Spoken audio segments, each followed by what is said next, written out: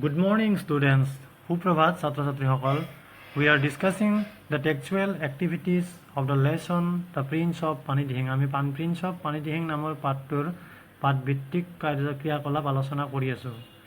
Today we are discussing about activities number 5. আজি আমি পাঠভিত্তিক activity 5 নম্বৰটো আলোচনা কৰিম। Attention please. তো ছাত্ৰ ছাত্ৰীসকল তোমালোকে মনোযোগ দিবা আৰু মনোযোগেৰে ভিডিঅ'টি উপভোগ কৰিবা। তো ছাত্ৰ ছাত্ৰীসকল এক্টিভিটি 5টোত তোমালোকে মন কৰা এক্টিভিটি 5ত কি দিছে যে লেটছ লাৰ্ণ সাম গ্ৰামাৰ, অৰ্থাৎ আমি কিছু গ্ৰামাৰ শিকিম এতিয়া। Here is the opening line of the story you have just read. যে গল্পটোৰ আৰম্ভণিতে দিয়া বাক্যটো হ'ল it rained heavily all week. যে ছাত্ৰ ছাত্ৰীসকল তোমালোকে ধৰিব পাৰিছানে যে এই বাক্যটোত ভাৰ্ব কোনটো, অৰ্থাৎ ক্ৰিয়াপদ কোনটো? It rained heavily all week, যে গোটেই সপ্তাহ ধাৰাসাৰ বৰষুণ দি আছিল, অৰ্থাৎ ৰেইন মানে বৰষুণ দি আছিল।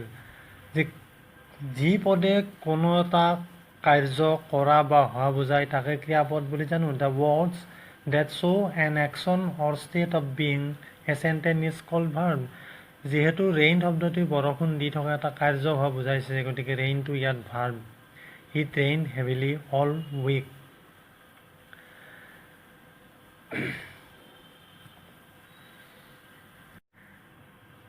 It rained heavily all week মানে ইয়াত ধাৰাসাৰ বৰষুণ দি, অৰ্থাৎ কেনেকুৱা ধৰণৰ বৰষুণ দি আছিল, যে ধাৰাসাৰ বৰষুণ, অৰ্থাৎ হেভিলি শব্দটোৱে ৰেইন ক্ৰিয়াপদটোৰ বিষয়ে আমাক অধিক তথ্য বা অধিক বিস্তৃতভাৱে আমাক জনাইছে।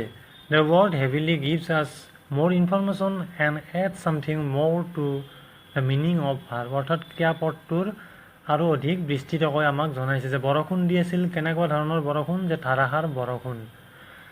ঠিক তেনেকৈ he is a brave fellow, they often said, তেওঁ এজন সাহসী, হি ইজ এ ব্ৰেভ ফেলো, তেওঁ এজন সাহসী মানুহ। দে অফেন ছেইড, তেওঁলোকে প্ৰায়ে কয়। ইয়াত ভাৰ্ব হ'ল ছেইড, তেওঁলোকে প্ৰায়ে কৈছিল। তেওঁলোকে কেতিয়া কয়? অফেন ছেইড, প্ৰায়ে কৈছিল, অৰ্থাৎ ছেইড ভাৰ্বটোৰ অফেন শব্দ। তো ইয়াত অফেন শব্দটোৱে অৰ্থাৎ প্ৰায়ে কৈছিল, অৰ্থাৎ ছেইড ভাৰ্বটোৰ বিষয়ে আমাক অধিক বা বিস্তৃতভাৱে আমাক জানিব দিছে যে কেতিয়া কৈছিল, যে অফেন ছেইড, প্ৰায়ে কৈছিল। তাৰপিছত এটা বাক্য চোৱা, the civil authorities at Dimow also' had to be informed immediately. ইয়াত ভাৰ্ব হ'ল ইনফৰ্মড, যে সূচনা দিছিল বা খবৰ দিছিল, ইমিডিয়েটলি, তাৎক্ষণিকভাৱে।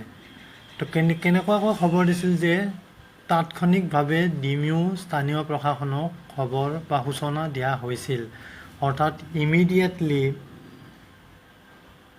শব্দটোৱে ইনফৰ্মড, যে সূচনা দিয়া হৈছিল, এই ভাৰ্বটোৰ বিষয়ে আমাক আৰু অধিক তথ্য জনাইছে।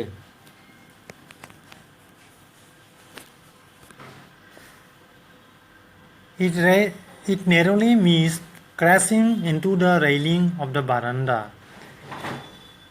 ইয়াত ভাৰ্ব হ'ল মিছড, মানে it nearly missed crashing into the railing of the veranda, অৰ্থাৎ বাৰাণ্ডাৰ ৰেইলিঙত খুন্দা মৰাৰ পৰা বা খুন্দা খোৱাৰ পৰা কথমপি ৰক্ষা পৰিল। নেৰলি মিছড, অৰ্থাৎ মিছ ভাৰ্বটোক নেৰলি শব্দটোৱে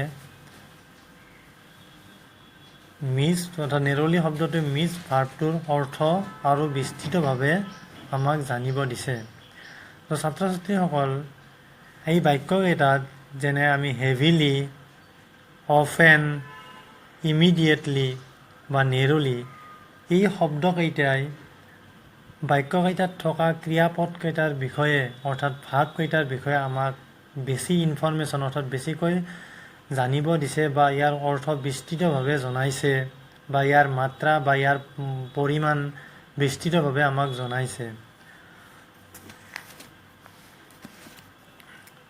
গতিকে কোনো বাক্যত যি পদে বা শব্দই কোনো ক্ৰিয়াপদৰ পৰিমাণ, অৱস্থা, মাত্ৰা ইত্যাদি প্ৰকাশ কৰে তাকে ক্ৰিয়া বিশেষণ বোলে। The word that modifies a verb or give us more information about a verb are called adverbs. অৰ্থাৎ immediately, heavily, often, narrowly এই শব্দকেইটাক ক্ৰিয়া বিশেষণ বুলি কোৱা হয়, এডভাৰ্ব বুলি কোৱা হয়। কিয়নো এই শব্দকেইটাই বাক্যকেইটাত থকা ৰেইনড ক্ৰিয়াপদ, ছেইড ক্ৰিয়াপদ, ইনফৰ্মড ক্ৰিয়াপদ বা মিছড ক্ৰিয়াপদ এই ক্ৰিয়াপদকেইটাৰ বিষয়ে আমাক অধিক ইনফৰ্মেশ্যন দিছে বা ইয়াৰ অৰ্থ বিস্তৃতভাৱে আমাক জনাইছে। সেইকাৰণে the word that modifies a verb or give us more information about a verb are called adverbs. The word that modifies a verb or give us more information about a verb are called adverbs.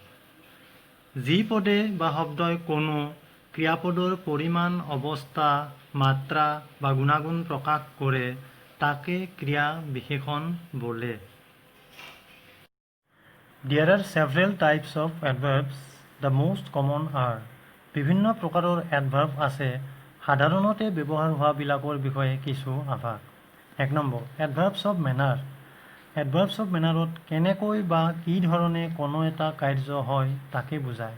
Examples উদাহৰণস্বৰূপে boldly, happily, neatly, quickly, slowly, heavily, well, fast, etc.